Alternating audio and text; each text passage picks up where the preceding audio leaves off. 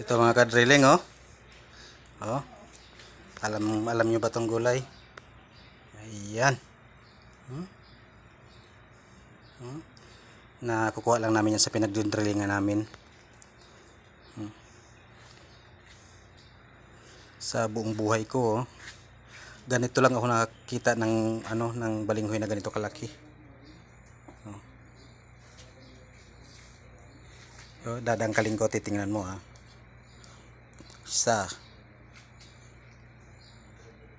dalawang dangkal, halos hindi ko makayang dakutin ng kamay ko, sobrang laki. Mudan siguro nasa 5 kilo. 5 kilo ang isa. Isang puno lang yung kadrilling, isang puno.